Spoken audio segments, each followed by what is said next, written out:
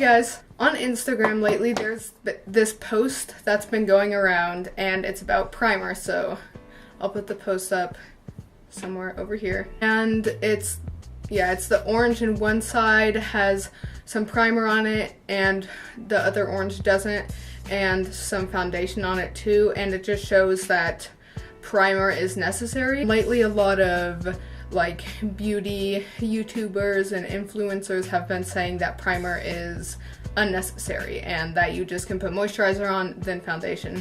So I actually wanted to test that and see if that was true, if you need primer or if you don't. Sometimes primer can be expensive, so I guess it would be good if you didn't have to buy it.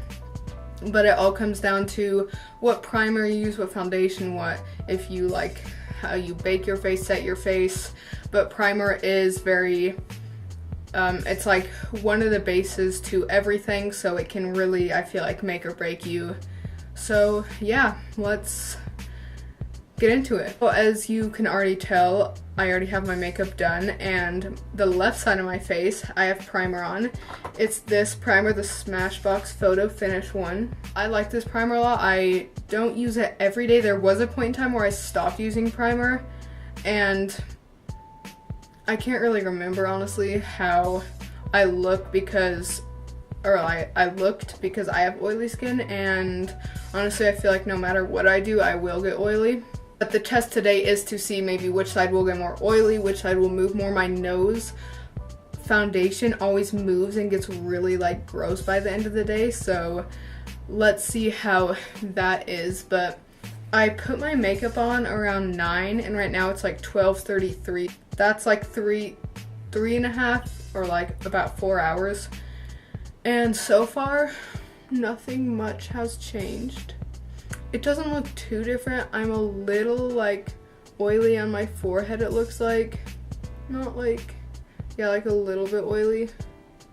I would probably say actually like more on my right side, which is the side I don't have primer on. It does look a little more oily. Like, I don't know if you can catch that on camera, but it honestly does. But in terms of blending and putting product on, like bronzer and highlighter and blush and all of that, there honestly wasn't much of a difference. Like, blending out my contour and stuff wasn't that hard. I will check back in a couple of hours. Okay, so now it's been like 5 hours, I think. It's 4 o'clock and okay, there's hair in my face.